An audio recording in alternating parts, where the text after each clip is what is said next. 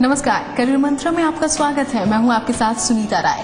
Career मंत्रा में आज हम बात करेंगे एस्ट्रोलॉजी यानी कि ज्योतिष विज्ञान की, जिसे कभी विज्ञान कहा जाता है तो कभी अंधविश्वास। और इसी बहस के बीच इसे कई यूनिवर्सिटीज ने एक कोर्स के रूप में अपने सिलेबस में मान्यता दे दी है और कई स्टूडेंट्स एस्ट्रोलॉजर बनने के लिए पढ़ाई भी कर रहे हैं। तो चलिए जानते हैं इस कोर्स के बारे में और भी अच्छे तरीके से। ज्योतिष शास्त्र एक ऐसी विद्या जो ग्रह और नक्षत्रों की स्थिति के आधार पर आने वाले भविष्य की जानकारी देने का दावा करती है। हालांकि इसकी प्रामाणिकता पर सवाल उठते रहे हैं, लेकिन ज्योतिषों का दावा है कि एस्ट्रोलॉजी का जन्म एस्ट्रोनॉमी से हुआ है और खगोल शास्त्र की तरह ज्योतिष शास्त्र भी एक विज्ञान है। इसी तर्क को आधार मानते हुए कई यूनिवर्सिटीज ने एस्ट्रोलॉजी को अपने सिलेबस में जगह दी है। एस्ट्रोलॉजी में कई तरह के कोर्स इंट्रोड्यूस किए गए हैं। इसमें डिग्री से लेकर मास्टर्स जैसे कई कोर्स उपलब्ध हैं। कोर्स में एडमिशन के लिए 12th पास होना जरूरी है। वहीं ग्रेजुएट व्यक्ति भी मास्टर्स की डिग्री ले सकता है।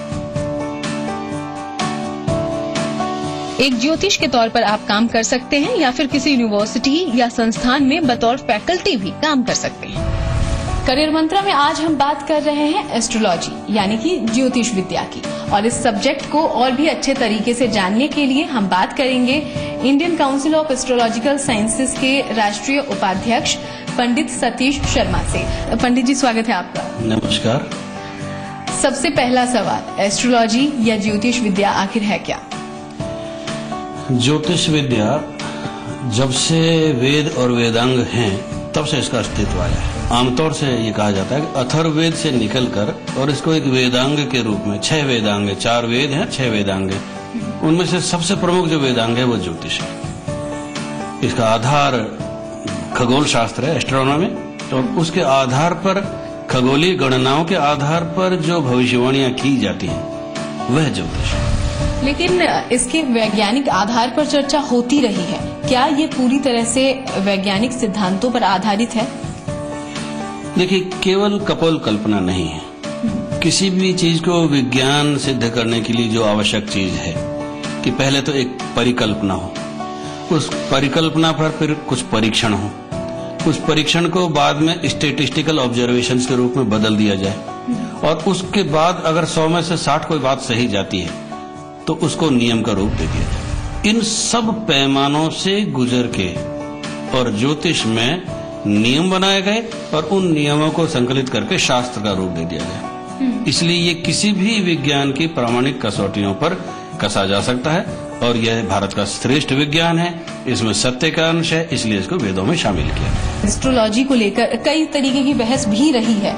आने वाले समय में एक करियर के या एक करियर ऑप्शन के रूप में बात करें, एस्ट्रोलॉजी को आप कहाँ पाते हैं? 2 बात है कि आधुनिक जो कोर्सेज हैं करियर्स हैं, उसके मुकाबले ज्योतिष में फीस के लेवल और आजीविका के साधन के रूप में पिछड़ गया था, नहीं डेवलप हुआ था। पिछले जमाने में ज्योतिषी को बहुत ज्यादा मान्यता थी, पर इन दिनों लोग फिर से क्रेजी हो गए हैं। कुछ संस्थाओं ने सरकार से बाहर रहकर भी, जैसे मैं जिस संस्था से संबंधित हूँ, Indian council of astrological sciences, इसने विश्वव्यापी आधार बनाया है, इसको कैरियर के रूप में प्रस्तुत किया है।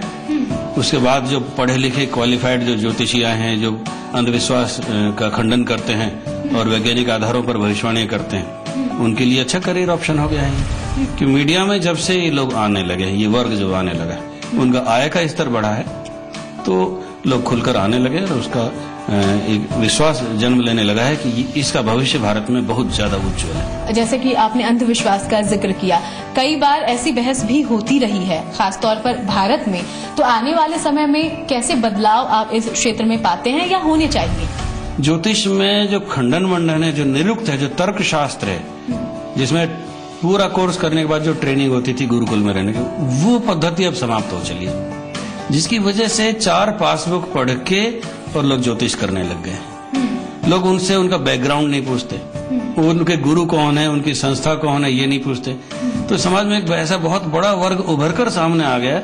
मुझे बात कहते हुए खेद है कि प्रामाणिक संस्थाओं से निकले हुए लोग संख्या में कम है और केवल सामान्य सा ज्ञान करके और अपनी बातें कहने वाले लोग अधिक संख्या में आ गए हैं, जिसके कारण ज्योतिष और ये विद्या बदनाम होगी। तो ये तमाम चीजें हैं जिसको ओवरकम करना होगा। बहरहाल इस एस्ट्रोलॉजी के पूरे कोर्स की हम बात कर लें तो कौन कौन से सब्जेक्ट्स इसमें हैं, इसके बारे में ब्रीफ चाहेंगे।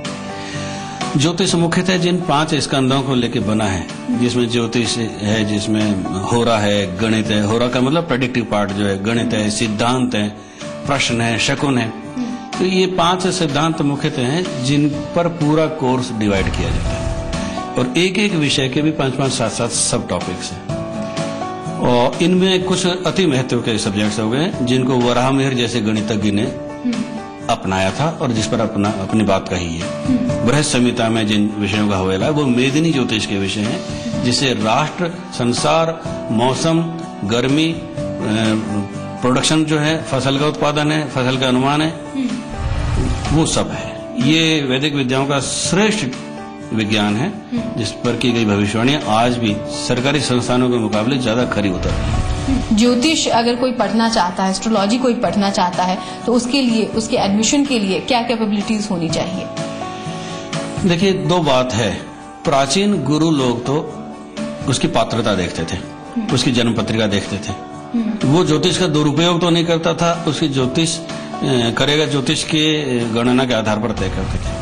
आज संविधान के दायरे में रहते हुए एडमिशन प्रोसेस को रोका नहीं जा सकता, इसलिए बिना किसी भेदभाव के देश, काल, जेंडर, जाति, उम्र ज्योतिष शिक्षा हम लोग प्रदान कर रहे हैं। जो सिंपल संविधान के दायरे में रहते हुए एडमिशन प्रोसेस को रोका नहीं जा सकता, इसलिए बिना किसी भेदभाव के देश, काल, जेंडर, जाति, उम्र ज्योतिष शिक्षा हम लोग प्रदान कर रहे हैं। जो सिंपल जो एजुकेशन है, जो 10+2 है, उसके बाद ज्योतिष में आमतौर से एडमिशन हो जाते हैं, बाद में यूनिवर्सिटीज में भी हो जाते हैं। तो इसमें प्रमुख बात यही है कि जो संस्कृत बैकग्राउंड के आधार पर एडमिशन्स दिए जाते थे वो सरकारी संस्थाएं आज भी कर रही हैं। दूसरा वर्ग उन संस्थाओं का है जो सरकार से बंधे हुए नहीं है और ज्योतिष का ज्यादातर लिटरेचर हिंदी और इंग्लिश में आ चुका है, इसलिए उनका जो दायरा है उन्होंने बढ़ा लिया है और उस वर्ग को भी शामिल कर लिया है जो ज्योतिष पढ़ना चाहते थे, किसी भी उम्र, वर्ग या जेंडर से संबंधित हो और बिना संस्कृत की बैकग्राउंड के हैं, तो वो ज्योतिष शिक्षा प्रदान कर रहे हैं, जिनमें Indian council of astrological sciences भी शामिल है। तो कई तरह की डिग्रीज भी है इसमें, कौन कौन से कोर्सेज हैं जो एक कैंडिडेट या एक स्टूडेंट कर सकता है अगर उसे ज्योतिष बनना है? तो Indian council of astrological sciences ज्योतिष प्रवीण जो बेसिक कोर्स है, उसके बाद ज्योतिष विशारद जिसमें गंभीर ज्योतिष शिक्षा है, उसके बाद ज्योतिष भूषण जो रिसर्च प्रोग्राम्स है। ये 3 लेवल हैं एजुकेशन के और 4-5 साल में पूरे कोर्सेज हो जाते हैं। तो मिनिमम ड्यूरेशन क्या है किसी कोर्स का और अलग अलग यूनिवर्सिटीज जो प्रोग्राम करवा रही हैं उसका क्या समय सीमा है? यूनिवर्सिटीज तो MA और BA वाली पद्धति पर ही, जैसे राजस्थान यूनिवर्सिटी शास्त्री को BA के समकक्ष मानते हैं और आचार्य MA के समकक्ष मानते हैं, तो हम लोग 1-1 साल के 2 कोर्सेज और रिसर्च प्रोग्राम 2 साल का, कुल 4 साल। ओके, थैंक यू सर हमसे बात करने के लिए और ये तमाम बेसिक जानकारियां हमें देने के लिए। तो जो बेसिक चीजें हैं, जो बेसिक बातें हैं एस्ट्रोलॉजी को लेकर, ये हमने जानी। यहाँ पर रुकेंगे एक छोटे से ब्रेक के लिए। ब्रेक के बाद बाकी की फैकल्टीज से हम बात करेंगे और उनसे ज्योतिष के तमाम सब्जेक्ट को भी समझेंगे। ब्रेक के बाद एक बार फिर से स्वागत है आपका। आज करियर मंत्र में हम बात कर रहे हैं एस्ट्रोलॉजी की और एस्ट्रोलॉजी के अलग अलग सब्जेक्ट्स में से एक सब्जेक्ट है होरा। इस वक्त होरा के फैकल्टी मिस्टर मयंकेश शर्मा हमारे साथ मौजूद हैं, उनसे जानते हैं इस सब्जेक्ट के बारे में। Hello sir. हाय। होरा क्या है? एस्ट्रोलॉजी का वो भाग जिसके अंदर हम किसी भी विद्यार्थी अथवा जातक जो हमारे पास आता है उसकी वह सहायता करते हैं कि उसकी समस्याएं और उन समस्याओं का निराकरण क्या होगा। मतलब प्रैक्टिकल जो एस्पेक्ट है एस्ट्रोलॉजी का वो सब होरा में कवर होता है, जिसके अंदर सिद्धांत और गणित के अलावा जो भी प्रैक्टिकल एस्पेक्ट्स हैं वो हम होरा में कवर करते हैं। तो किस तरीके से स्टूडेंट्स को पढ़ाया जाता है, सिखाया जाता है होरा के बारे में? एक बार जब विद्यार्थी सिद्धांत और गणित के माध्यम से कुंडली को समझने की कैपेसिटी क्रिएट कर लेता है अपने अंदर। उसके बाद उन सिद्धांतों को कुंडली पे किस तरह से अप्लाई किया जाए, ये सब हम होरा के अंदर पढ़ाते हैं। मतलब कुछ बेसिक डिफाइंड रूल्स होते हैं जो कुंडली के अंदर स्थापित होते हैं, उसको हम विद्यार्थियों को पढ़ाते हैं। पंडित जी, मेदिनी ज्योतिष क्या है?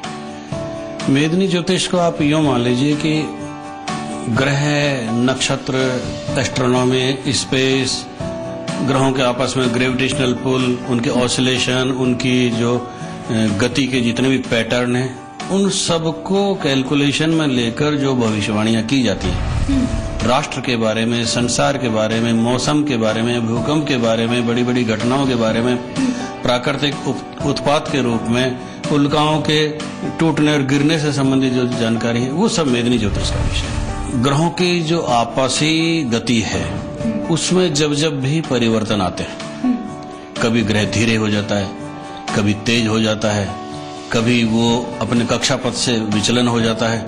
जब जब गति में परिवर्तन आएंगे तब तब घटनाएं जन्म लेंगी। जब जब ग्रह एक दूसरे के पास आएंगे घटनाएं जन्म लेंगी। जब जब ग्रह एक दूसरे से बहुत दूर जाएंगे घटनाएं जन्म लेंगी। और एस्ट्रोलॉजी का अगला सब्जेक्ट है प्रश्न शास्त्र, और इसकी फैकल्टी सारिका सहानी हमारे साथ इस वक्त मौजूद हैं। Hello ma'am. हेलो। प्रश्न शास्त्र क्या है? एक खास समय पर पूछा गया एक खास सवाल, उसका जवाब देना प्रश्न शास्त्र में आता है।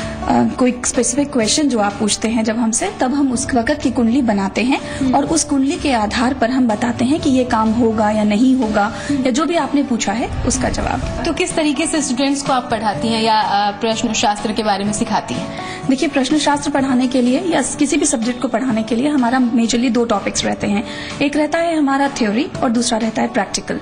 तो थ्योरी में हम पहले अपने स्टूडेंट्स को आज से हजारों साल पहले जो हमारे ऋषि मुनि रूल्स रेगुलेशंस लिख गए हैं, पहले हम उन्हें वो समझाते हैं कि ये खास कॉम्बिनेशंस होंगे तो आपका जवाब क्या होना चाहिए, और उसके बाद हम उन्हें प्रैक्टिकल कराते हैं। प्रैक्टिकल में हम उनके सामने हमारे पास जो प्रश्न आए थे और उनका हमने किस प्रकार प्रश्न कुंडली से जवाब दिया था वो हम उन्हें